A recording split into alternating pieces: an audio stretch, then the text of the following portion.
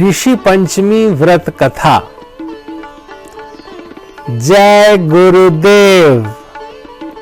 अत्यंत आनंद का विषय है कि आज हम लोग भारतीय संस्कृति और परंपराओं को समझते हुए, त्योहार और तीज को जानते हुए इस पड़ाव पर हैं कि आज हम लोग ऋषि पंचमी की पावन पुनीत कथा का अध्ययन चिंतन कर रहे हैं। यह ऋषि पंचमी की कथा है। जैसे कि नाम से ही विदित होता है, इसमें ऋषियों का उल्लेख है।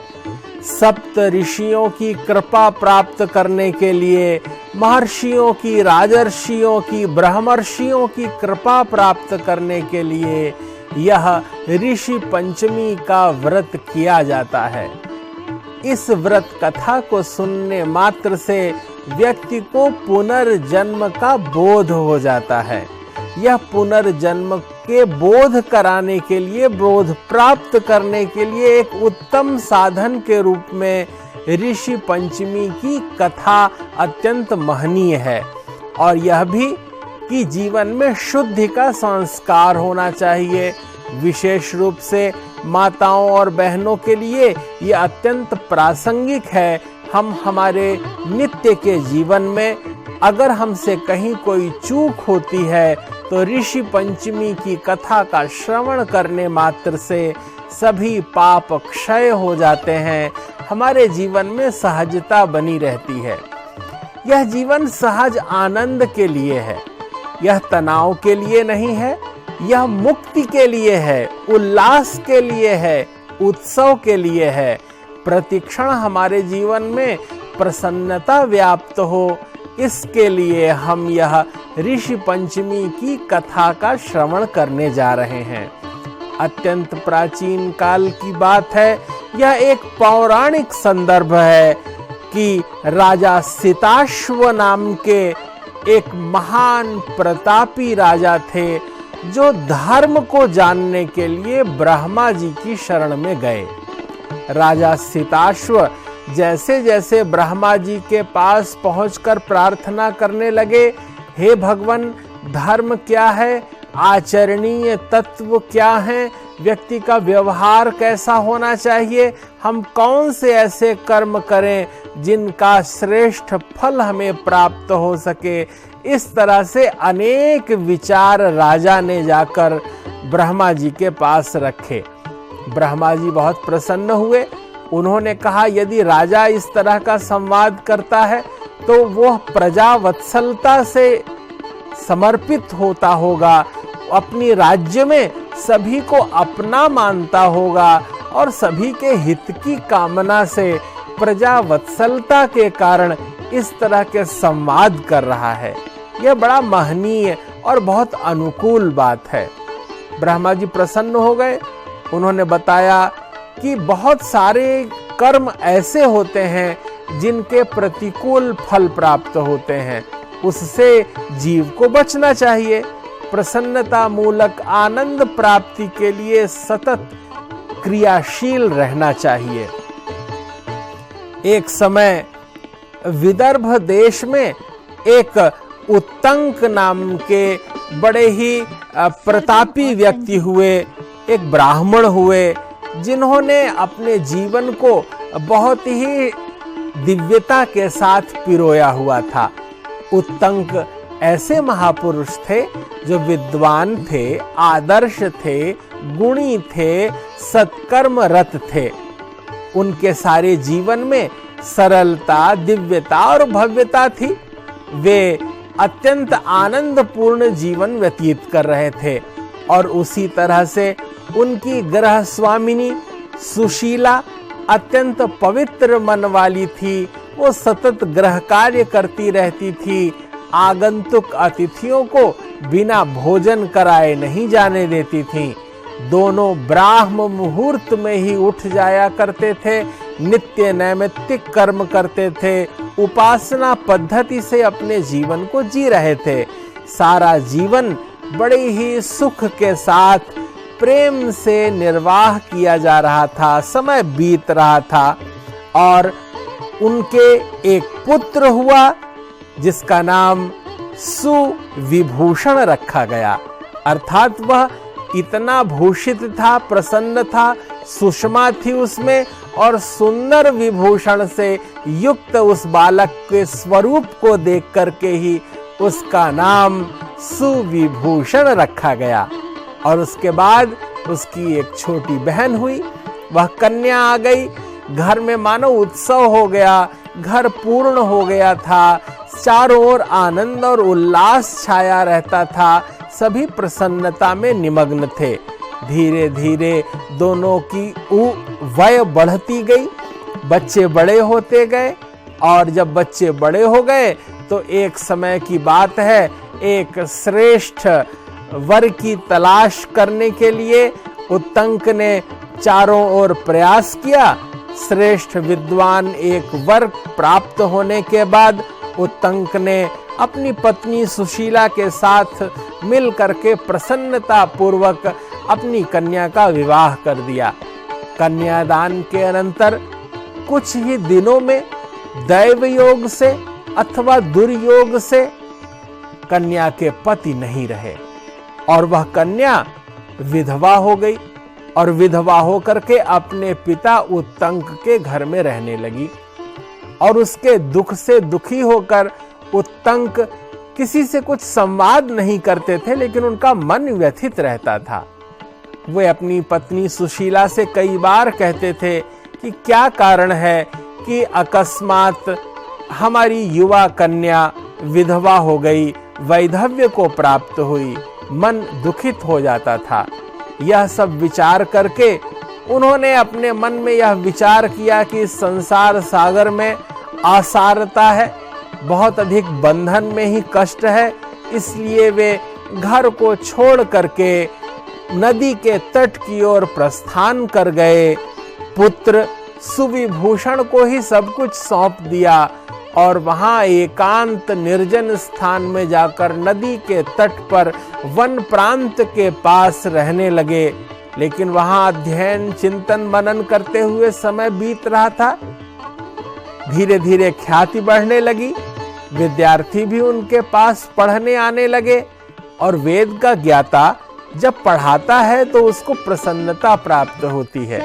एक अध्यापक जब अपना ज्ञान विद्यार्थियों में देता है, यही उस विद्वान की पूर्णता है, अध्यापक की शिष्टता है। उसके होने का अर्थ है कि वह विद्या दान दे रहा है। विद्या दान महादान होता है। उत्तंक प्रसन्नता से शिष्यों को ज्ञान दे रहे थे। एक दिन घर का गृह कार्य करते हुई वह कन्या जो अपना सारा जीवन धर्म पूर्वक व्यतीत कर रही थी, सारे जीवन को उसने मानो एक व्यवस्थित क्रम में ढाल दिया था।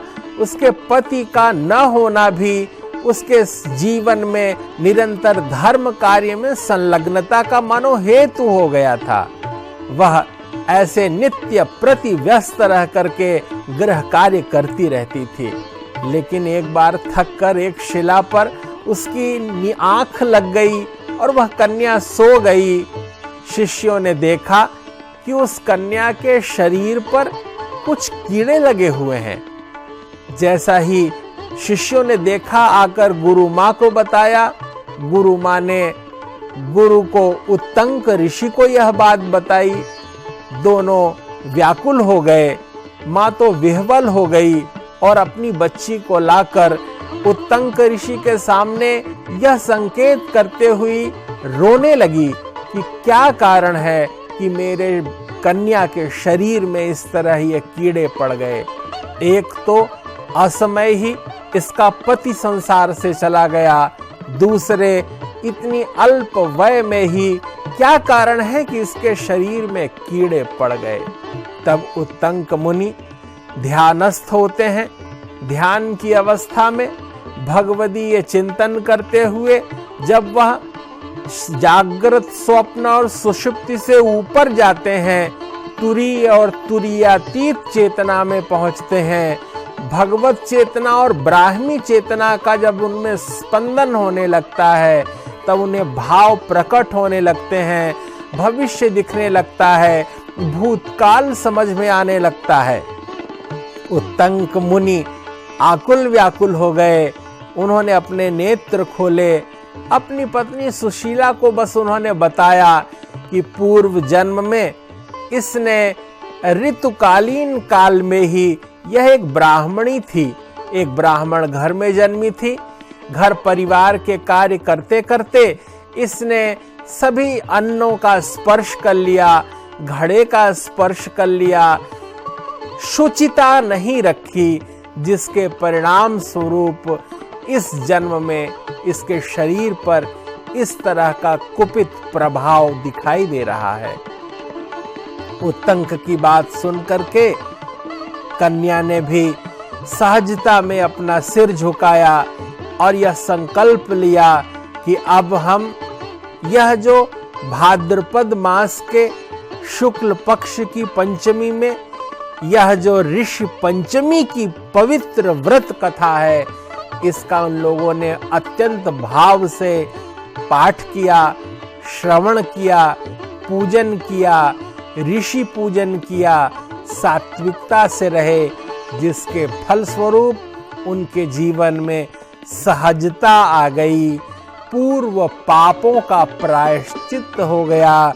यह ऋषि पंचमी की पावन पुनीत कथा जो सुनता है, व्यवहार में लाता है, उसके जीवन के दुख टल जाते हैं, पवित्रता आती है, सुख सौविध्य होने लगता है। जो कुछ पाप हुए हैं उनका प्रायश्चित होना ही ऋषि पंचमी की कथा का पूर्ण फल है। ऋषि पंचमी की यह पावन पुनीत कथा, जिसे भविष्योत्तर पुराण में कुछ भिन्न प्रकार से बतलाया गया है, हमारे भारतवर्ष की यह सौंदर्य व्यवस्था है, आनंद और ज्ञान की व्यवस्था है कि विभिन्न कथाओं को विभिन्न प्रकार से विभिन्न ग्रंथों में हम पढ़ते हैं। भविष्योत्तर पुराण में ऋषि पंचमी की यह कथा कुछ इस प्रकार है कि एक बार की बात है, वृत्रासुर जो महान दुख देने लगा था, उसकी हत्या करने के लिए इंद्र ने वज्र का प्रहार किया और वृत्रासुर को मार दिया। तब वृत्रासुर को मारने के कारण इंद्र को ब्रह्म हत्या का पाप लगा।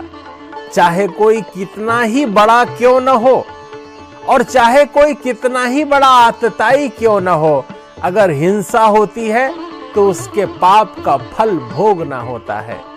इंद्र जैसा महान प्रतापी, देवताओं का भी देवता, अगर उसने लोक कल्याण के लिए भी किसी की हत्या की है, ब्रह्म हत्या की है, तो उसका पाप भी उसे भोगना हुआ। इंद्र ने जब उस पाप का चिंतन किया तो मानो पैर के नीचे से जमीन खिसक गई। इतना महान ब्रह्म हत्या का पाप वो कैसे सहन कर पाता। तब उन्होंने ब्रह्मा जी से प्रार्थना की। ब्रह्मा जी ने कृपा की है, इंद्र पर पड़ने वाले उस महान पाप को 4 भागों में बांट दिया। ब्रह्मा जी ने उस महान पाप को 4 जगहों पर विभक्त कर दिया। पहला, उन्होंने कहा कि अग्नि की लपटों को एक पाप देते हैं। अग्नि में यह विवेक नहीं रहेगा कि वह क्या जला रही है, अर्थात समिधाएं उसमें डाली जाएं तो भी अग्नि उन्हें जला देगी। और यदि कुछ कीमती वस्तु अथवा अत्यंत महनीय पदार्थ भी हों, पुस्तक इत्यादि भी हों, तब भी अग्नि उसे जला देगी। विभेद बुद्धि खत्म कर दी। पहला पाप उन्होंने अग्नि को विभाजित करके प्रदान कर दिया।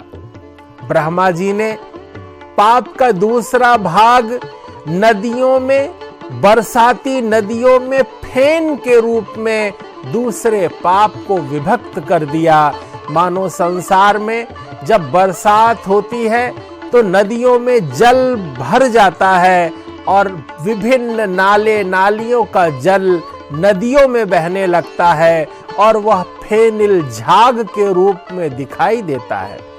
ब्रह्मा जी ने जो दूसरा पाप का विभाजन किया था, वह नदियों का वो फेनिल झाग है।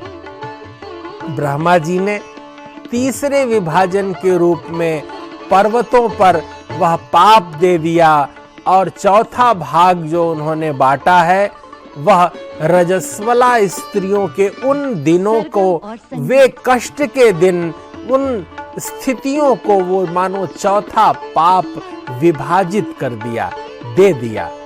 इस तरह इंद्र के पापों का यह विभाजन कर उन्होंने कुछ सहयोग किया ब्रह्मा जी ने कि किसी तरह इंद्र का कष्ट कम हो सके। लोक कल्याण के लिए ये सब पाप सब सहन कर रहे हैं। लोक कल्याण के लिए विश्व में संबद्धता, प्रबुद्धता, ऊर्जा, ज्ञान, ओज और तेज के लिए अग्नि ने मानो इस पाप को स्वीकार कर लिया।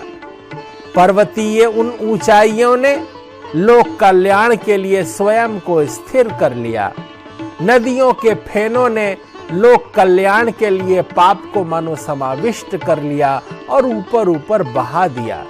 स्त्रियों ने, देवियों ने भी वह महनीय दायित्व वहन किया कि संसार के कल्याण के लिए, लोक मंगल के लिए, इस धरती के रक्षण के लिए मानो उन दिनों में उस पाप का स्वयं में समाहार करके एक शुचिता का बर्ताव करने का संकल्प लिया है। यह अत्यंत महत्वपूर्ण और व्यापक संदर्भ था। यह युधिष्ठिर जी कृष्ण जी से संवाद कर रहे हैं, उनसे पूछ रहे हैं कि आखिर ऐसा क्यों हुआ, लोक के शुद्धता के लिए आखिर क्या व्रत उपवास होंगे। युधिष्ठिर जी चिंतित हैं, वे बार बार इस विषय पर विचार करते हैं और यदुकुल भूषण स्वयं नारायण श्री हरि कृष्ण से पूछते हैं कि हे प्रभु, आप कुछ उपाय बताइए जिससे सारे संसार का मंगल हो सके, कल्याण हो सके, लोगों के जीवन में सुख सौविध्य आए। तब स्वयं यदुनंदन श्री कृष्ण कहते हैं कि मैं आपको संपूर्ण संसार में लोक मंगल और पावनत्व प्रदान करने वाला ऋषि पंचमी का यह जो व्रत पर्व है, यह बहुत महत्वपूर्ण है। भाद्रपद मास के शुक्ल पक्ष की पंचमी को होता है। जो इस व्रतोपवास को करते हैं उनके जीवन में शुभता के संस्कार पल्लवित होने लगते हैं, उनका जीवन श्रेष्ठता का वर्ण करने लगता है। सतयुग में विदर्भ नगरी में सियनजित नामक एक राजा हुए। वे बड़े प्रतापी राजा थे।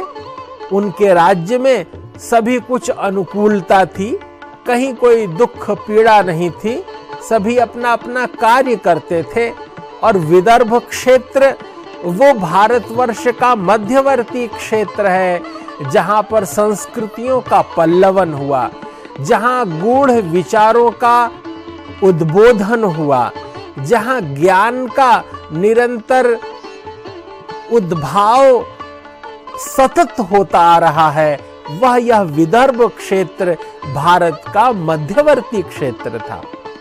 और वहां पर जब सियनजित नामक राजा अपने राज्य में अच्छा व्यवहार व्यवस्था का संचालन कर रहे थे और इनके राज्य में एक यशस्वी ब्राह्मण रहते थे जो कृषि कार्य करते थे, वे सतत कार्य में संलग्न रहते थे और नित्य प्रति सत्कर्म में रत रहते थे। उनका नाम सुमित्र था। सुमित्र नाम के ये ब्राह्मण कृषि कार्य में दक्ष और अनुकूल परिस्थितियों में रहते थे। सुमित्र की पत्नी जयश्री थी। जयश्री भी निरंतर सत्कर्म करती रहती थी। ठीक से घर परिवार चल रहा था, आपसी प्रेम सामंजस्य था, अनुकूलता थी, पारस्परिक जीवन अनुकूलता के साथ व्यतीत हो रहा था। लेकिन जयश्री चूंकि अकेले घर का सारा कार्य करती थी, इसलिए वो मास पर्यंत निरंतर शुचिता में नहीं रह पाती थी। उस रजस्वला काल में भी वो घर गृहस्थी के कार्य करते हुए अन्न का स्पर्श कर लेती थी, जल का स्पर्श कर लेती थी, शायिका का स्पर्श कर लेती थी और सुमित्र नाम के जो विद्वान ब्राह्मण थे उनकी भी सेवा सत्कार में स्वयं को संलग्न बनाए रखती थी, जिसके कारण परिणाम में उसके जीवन में शुभता के संस्कार पल्लवित नहीं हुए। मानो वृद्धावस्था आने के बाद जब यह शरीर शांत हुआ, यह ब्राह्मण शरीर में जन्मे हुए जीव थे जो कि इस शरीर के समाप्त होने के बाद अपने ही पुत्र के घर में एक शुनि के रूप में, जयश्री अपने ही पुत्र के घर में एक कुतिया के रूप में जन्म लेती है, जिसे संस्कृत में शुनि कहते हैं, कुत्ते को श्वान कहते हैं। तो वह शुनि निरंतर अपने बेटे के पास ही पास रहती थी और उसके पति ब्राह्मण देवता सुमित्र थे। वे भी धर्म कार्यरत थे, लेकिन इन प्रतिकूल संसर्ग के कारण वे वृषभ होकर के पैदा हुए। सुमित्र भी अपने ही बालक के घर में वृषभ बैल के रूप में बंधे रहते थे और उनकी पत्नी शुनि के रूप में अपने पुत्र के निकट आसपास रहती थी। यह मोह माया का संसार है। अंते मति सा गति। जीवन की पूर्णता के काल में हम जिसका स्मरण कर लेते हैं, फिर अगला जन्म भी हमारा उसी योनि में अथवा वही होता है जिसकी याद की जा रही होती है।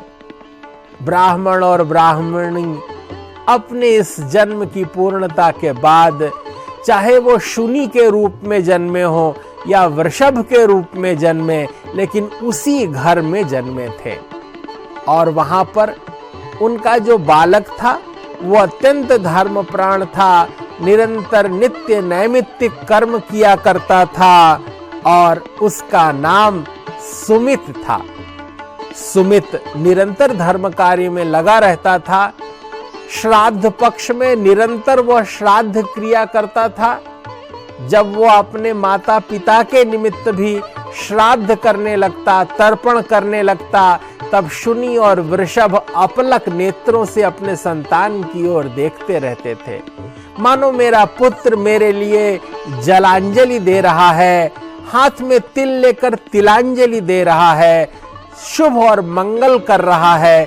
मानो कितनी अच्छी बात है कि पिता और माँ सामने देखते हैं कि उनकी संतान किस तरह से अपने पूर्वजों के निमित्त तर्पण कर रही है।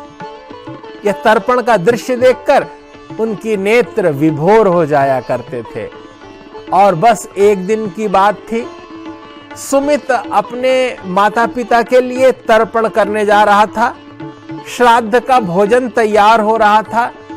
पत्नी ने बड़े ही सुस्वादु खीर इत्यादि का निर्माण किया था, लेकिन कहीं से एक सर्पिणी चलती हुई आई थी और सर्पिणी ने रसोई में जाकर के एक पात्र में जिसमें वह खीर थी उसका स्पर्श कर विष उसमें छोड़ दिया।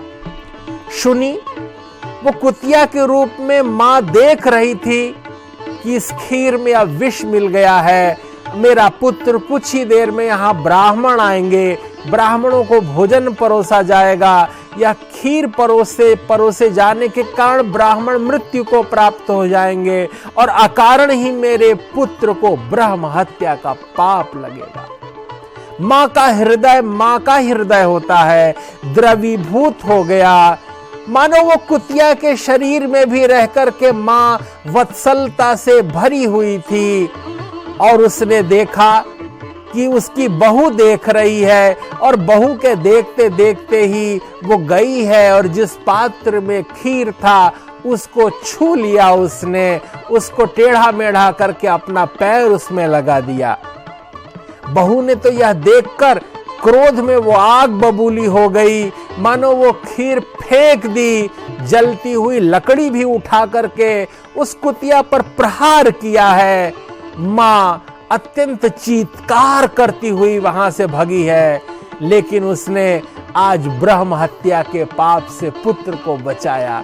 इस बात का उसे संतोष होता है। वह रात बीत जाने पर अपने पुत्र के द्वारा छोड़ी गई रोटियां नहीं मिलने से भूख से बड़ी आकुल हो गई और जाकर के गौशाला में वृषभ के पास कहती है कि आज आपके पुत्र ने रोटी भी नहीं दी, बहू ने तो जलती हुई लकड़ी से मेरे ऊपर प्रहार किया। अगर मैं वो स्पर्श न करती, खीर को अशुद्ध न करती, तो वो ब्राह्मणों को खिला दी जाती, जिससे ब्रह्म हत्या का पाप लगता। ब्रह्म हत्या के पाप से बचाने के लिए मैंने खीर का स्पर्श किया, आपकी बहू ने मुझे मारा, मैं अभी भूख से तिलमिला रही हूं। तब वह वृषभ भी मनुष्य की वाणी में मानो बोलता है कि आज तुम्हारे पुत्र ने मुझे भी बहुत मारा है, आज मैं भी भूखा हूं, मैंने भी कुछ नहीं खाया है। यह लोग व्यर्थ ही अब आज श्राद्ध और तर्पण कर रहे हैं, क्योंकि देखो हम कितने भूखे हैं, आकुल व्याकुल हैं। पुत्र ने अपने कक्ष से ये मां का और पिता का संवाद सुन लिया। पुत्र समझ गया कि हमारे घर में जो कुतिया है, ये शुनी है, ये मेरी मां है, और इसने विष से बचाने के लिए आज उस कटोरे का खीर का स्पर्श किया था। ये पिता नहीं, मेरे कितने हित चाहने वाले वृषभ रूप में आज विद्यमान मेरे पितर देव हैं। पुत्र आकर के प्रणति करता है, भाव विह्वल हो जाता है, उन्हें प्रणाम करता है और उनको उस योनि में देखकर अत्यंत दुखी होता है। वह घर से चला जाता है, अपनी पत्नी के साथ विचार विमर्श करता है। उस दिन तो बहुत भाव से फिर भोजन कराया, उनकी सेवा शुश्रूषा करने लगा, लेकिन इनकी मुक्ति की कामना से वो वन वन भटकने लगा, ऋषियों मुनियों के पास जाने लगा और इसी क्रम में बार बार जाते जाते सर्वतपा नाम के एक महर्षि के पास पहुंचा। सर्वतपा नाम के महर्षि बड़े विद्वान थे। उन्होंने आंखें बंद कर ध्यानस्थ हो ध्यान की दशा में जाकर के मानो भावातीत ध्यान की उस समाधि में उतर करके उन्होंने यह देखा कि पूर्व काल में रजस्वला स्त्री के रूप में संसर्ग के कारण इन लोगों की यह अवनति हुई है, और इससे मुक्ति के उपाय के रूप में उन्होंने ऋषि पंचमी की पावन कथा सुनने, इसका व्रतोपवास करने, विप्रों का दान मान करने, सत्कर्म करने का जब सुझाव दिया है, तब सुमित अपनी पत्नी के साथ निरंतर यह करते हुए, ऋषि पंचमी का व्रत करते हुए, सप्तर्षियों का पूजन करते हुए उसका सारा फल अपने माता पिता को प्रदान कर देते थे। शीघ्र ही समय आ गया, शरीर पूरा करके वह शुनी और वृषभ स्वर्ग लोक में चले गए। यहाँ इस कथा का यह मूल तथ्य है, हेतु है, इसका फल है कि संतान अगर चाहे तो बहुत गर्हित अवस्था में भी अपने पितरों की दशा में सुधार कर सकता है। उसके द्वारा किए गए सत्कर्मों से न सिर्फ उसका जीवन सफल होगा, अपितु हमारा पूरा कुल तर जाएगा। आप सबने भाद्रपद मास के शुक्ल पक्ष की पंचमी की यह पावन कथा सुनी। आपको ऋषि पंचमी की यह पावन कथा आपके जीवन में मांगल्य का अवतरण कराए। संपूर्ण संसार का शुभ और मंगल हो। जय गुरुदेव, जय महर्षि।